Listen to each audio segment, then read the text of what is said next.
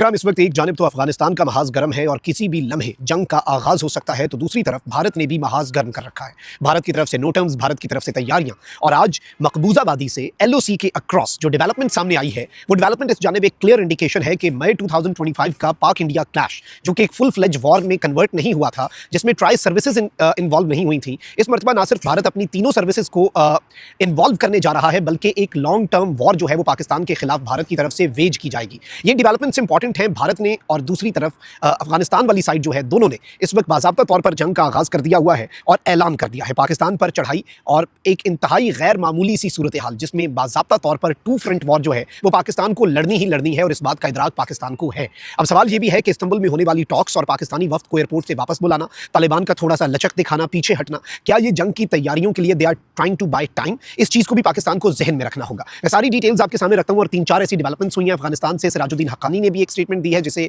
Ignore अगर किया जाए तो ये ज्यादती होगी, क्योंकि उस स्टेटमेंट को अगर हम इक्वेशन में डालें तो बहुत कुछ हमारे सामने क्लियर हो जाएगा। सारी डिटेल्स आपके सामने रखते हैं। अगर अभी तक आपने इस वीडियो को लाइक नहीं किया तो लाइक जरूर कर दें, कमेंट सेक्शन में पाकिस्तान जिंदाबाद का नारा जरूर लिखें और जिन लोगों ने चैनल को सब्सक्राइब नहीं किया, मेरी उनसे ये दरखास्त होगी कि चैनल को भी लाजमी सब्सक्राइब कर लें।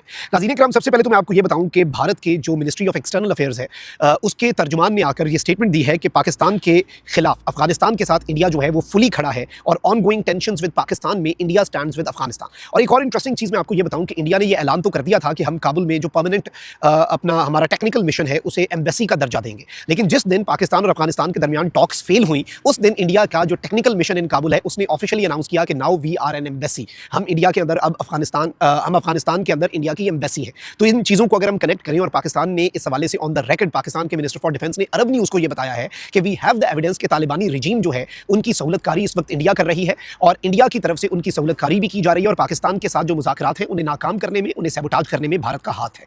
अब ये जो इनका तर्जुमान है मिनिस्ट्री ऑफ एक्सटर्नल अफेयर्स का, वज़ारत ख़ारजा का, इसने क्या स्टेटमेंट दी है कि जी Pakistan is upset that Afghanistan is asserting its own sovereignty, कि अफगानिस्तान अपनी सॉवरेनिटी और खुद मुख्तारी को असर्ट कर रहा है और पाकिस्तान इस चीज़ से इरिटेटेड है। It believes it can spread cross border terrorism with impunity and approach unacceptable to its neighbours. यानी ये कह रहे हैं कि पाकिस्तान क्रॉस बॉर्डर टेररिज्म कर रहा है और ये पाकिस्तान के नेबर्स जो हैं उनके लिए अनएक्सेप्टेबल है। यानी इंडिया कह रहा है कि हमारे खिलाफ भी वही करता है पाकिस्तान और अफगानिस्तान के अंदर भी पाकिस्तान टेररिज्म कर रहा है, मतलब इररेशनल बात है। और इसके साथ ही साथ कहते हैं कि India remains firmly committed to Afghanistan sovereignty, territorial integrity and independence. Now this statement is very important.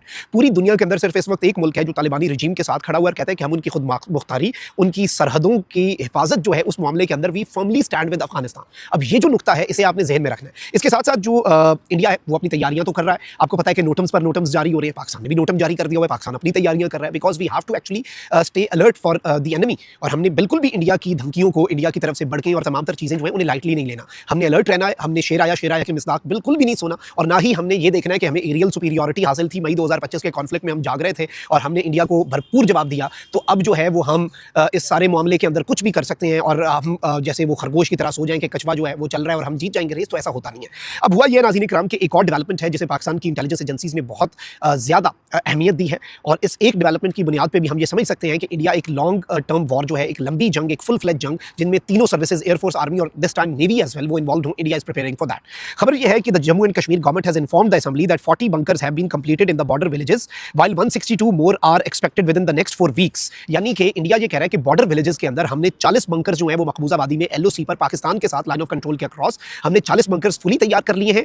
162 Majeed bunkers जो हैं वो 1, 2, 3, 4 हफ्ते के अंदर मैक्सिमम फाइनल हो जाएंगे और टोटल 202 इंडिविजुअल बंकर्स जो हैं वो सैंक्शन किए गए थे बॉर्डर एरियाज के अंदर सेफ्टी बढ़ाने के लिए। अब ये जो नुकता है ये बड़ा इंपॉर्टेंट है। इससे एक चीज़ वाज़ेह होती है कि इंडिया बंकर्स अगर तैयार कर रहा है कि क्रॉस बॉर्डर फायरिंग और जो कुछ भी होता है उसमें अपनी साइड को महफूज रख सके, इससे आप ये बात समझ जाएं कि इंडिया एक फुल स्केल और एक लॉन्ग टर्म वॉर की तैयारी कर रहा है। अब इसी इक्वेशन में एक और खबर डाल लेते हैं। तालिबान के इंटीरियर मिनिस्टर सिराजुद्दीन हक्कानी जो हैं उन्होंने काबुल के अंदर एक सेमिनार से खिताब करते हुए पाकिस्तान को इम्प्लिसिटली वार्न किया है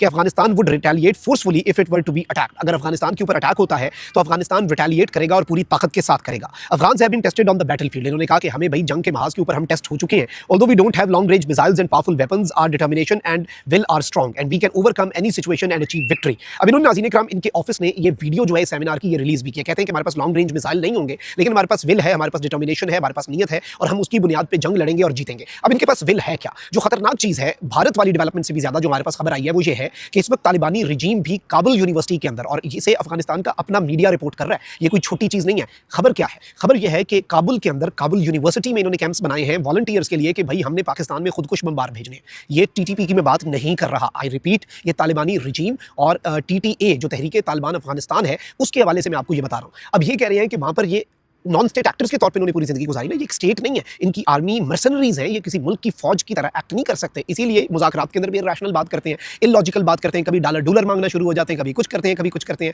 और अजय डोभाल ने बिल्कुल ठीक कहा था 10 साल पहले कि ये मर्सनरीज हैं, किराए के कातिल हैं, और जिसके पास पैसा होगा, जो इन्हें नोट दिखाएगा तो इनका मूड बनेगा और ये उसके लिए काम करेंगे, उसकी प्रॉक्सी बन जाएंगे, and that is what they are doing. लेकिन जो तशवीशनाक चीज़ ये है, वो तशवीशनाक चीज़ जो है वो ये है कि इस वक्त अफगानिस्तान के अंदर, अफगानिस्तान के दारुल हुकूमत काबुल के अंदर, काबुल यूनिवर्सिटी में, अब ये क्यों कर रहे हैं काबुल यूनिवर्सिटी में इस तरह के कैंप्स के? भाई स्ट्राइक्स हो तो Pakistan would obviously never strike है यूनिवर्सिटी। पाकिस्तान एक स्टेट है, एक रिस्पॉन्सिबल स्टेट है, एक रिस्पॉन्सिबल आर्मी और रिस्पॉन्सिबल एयरफोर्स है।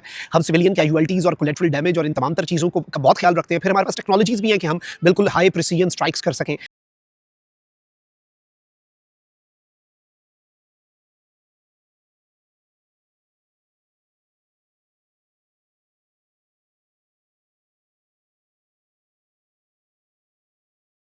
तो इस चीज़ को भी आपने ज़हन में रखना है और इस चीज़ को आपने बिल्कुल इग्नोर नहीं करना कि पाकिस्तान जो है उसके patience is running thin. State ने कुछ बहुत सख्त फैसले लिए हैं। कल की रात जो जहाज़ उड़े थे सरगोदा के एयरबेसेस से, या फिर जो फाइटर जेट्स की घनघरज सुनाई दी गई थी आइदर मर्दान में या पेशावर में, वो वैसे नहीं था। और फिर बहुत सी दौड़ें लगी और इन्हें समझ आई कि भाई India won't be able to save us, they are ready for India, they are ready for us. ये टू फ्रंट वॉर भी लड़ने के लिए तैयार है और फुल तरीके से लड़ने के लिए तैयार है। लेकिन अब ये जिन चीज़ों पर आ रहे हैं, एक तो इन्होंने कह दिया कि हमारे पास लॉन्ग रेंज मिसाइल्स नहीं है, हमारे पास ये नहीं है, लेकिन हमारे पास वे लेवल क्या है। दूसरी तरफ ये काबुल यूनिवर्सिटी के अंदर इन्होंने कैंप लगा दिया है कि खुदकुश बमबार जो है वो हमने तैयार करने हैं ताकि हम पाकिस्तान में भेज सकें। इस वक्त इट इज़ हाई टाइम कि अगर मुज़ाकरात के अंदर ये किसी बात पर आते हैं और टेंजिबल एक्शन और वेरीफाइबल एक्शन लेने के ऊपर और एक कोई टास्क फोर्स बने और प्रॉपर तरीके से, अगर ऐसा नहीं होता तो हमें फौरी तौर पर बॉर्डर पर टीटीए जो है तालिबानी रिजीम, इनकी चेक पोस्टों को उड़ाना होगा जो सहूलतकारी करते हैं इन्फिल्ट्रेशन अटेम्प्ट्स की, और एक बफर जोन जो है वो बनाना होगा ताकि टेररिज्म से पाकिस्तान को बचाया जा सके। ये सबसे इंपॉर्टेंट चीज़ है। और ये जो इंडिया के मिनिस्ट्री ऑफ एक्सटर्नल अफेयर्स की स्टेटमेंट है, ये जो बाकी स्टेटमेंट्स हैं, they also tell a whole story. और अगर ये जितनी खबरें मैंने आपके सामने रखी हैं, इन्हें अगर आप